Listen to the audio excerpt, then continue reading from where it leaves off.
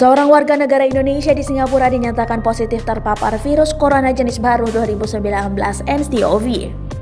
Berdasarkan keterangan dari Kementerian Kesehatan Singapura, WNI berjenis kelamin perempuan itu baru dinyatakan positif Selasa 4 Februari 2020 siang setelah sebelumnya disarankan untuk menandatangani Singapore General Hospital Senin 3 Februari 2020. WNI ini merupakan pekerja asing yang bekerja pada seorang perempuan warga negara Singapura.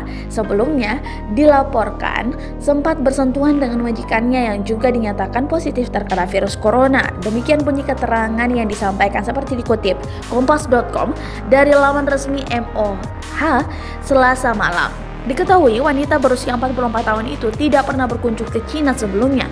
Bahkan sejak wabah itu merebak, ia dikabarkan tidak pernah meninggalkan rumah majikannya yang berada di Jalan Bukit Merah itu. Kini WNI tersebut dinyatakan sebagai kasus ke-21 yang berhasil diidentifikasi otoritas kesehatan Singapura. Pihak Kedutaan Besar Republik Indonesia di Singapura mengaku telah mendapatkan kabar terkait hal ini secara langsung dari MOH.